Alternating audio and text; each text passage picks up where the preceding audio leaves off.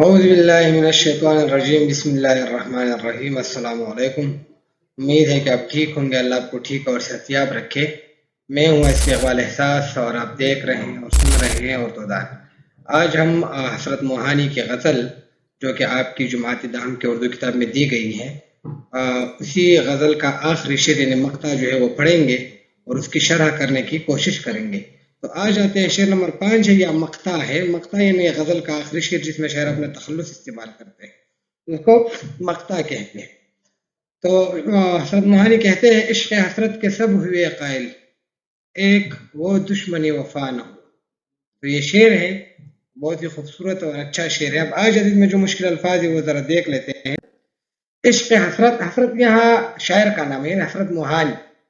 हसरत की मोहब्बत, हसरत की चाहत, हसरत का इश्क, सब यानी तमाम, कायल यानी आमादा, दुश्मन वफा यानी वफा का दुश्मन। ये दुश्मन वफा जो महबूब की तरफ इशारा किया गया है।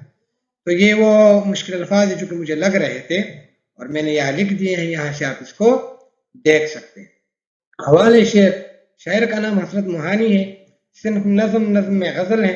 माखज़ जो है यानी ये गज़ल जहाँ से ली गई है वो कुलियाती हसरत मोहानी है। अब आ जाते हैं शरह की तरफ। तो इसमें दो तीन बातें ऐसी हैं कि जो शायर कहना चाहते हैं। एक वो शिकवा कर रहे हैं, दूसरी चीज़ वो अपनी वफा का जिक्र कर रहे हैं, और तीसरी चीज़ वो अपने महबूब की बेवफाई का जिक्र कर रहे हैं। तो ये तीन बुनियादी नुकात है जो कि इस शेर में बयान किए गए हैं। अच्छा, अब हम आ जाते हैं, शरह देख लेते हैं। यह गज़ल का मक्ता है। हसरत मोहानी शिकवे का अंदाज इख्तियार करते हुए कहते हैं कि मेरे इश्क और मोहब्बत का सारा जहान कायल हुआ है। सब मानते हैं और जानते हैं कि मैं मोहब्बत में किस कदर संजीदा हूँ और मैं किस तरह के इश्क का कायल हूँ और किस तरह बेलौस मोहब्बत करने वाला हूँ। मैंने सारी ज़िंदगी अपने महबूब से सच्ची मोहब्बत की और कभी भी उनसे मोहब्बत की या वफादारी की भीख नहीं मांगी। ये वो इब्तिदाई नुकात है जो कि शायर कहना चाहते हैं कि मैं मोहब्बत में संजीदा हूँ, सब मेरी मोहब्बत के गर्विदा हैं, सब जानते हैं कि मैं मोहब्बत में या इश्क में किस तरह हूँ। मैंने अपने महबूब से सच्ची मोहब्बत की, लेकिन कभी भी मैंने उनसे मोहब्बत की या वफादारी की भीख नहीं मांगी। ये इब्तिदाई नुक्ता है जो बयान किया गया है। लेकिन इसके बावजूद अगर कोई कायम न हुआ मेरी मोहब्बत का, तो वो सिर्फ और सिर्फ मेरा महबूब था।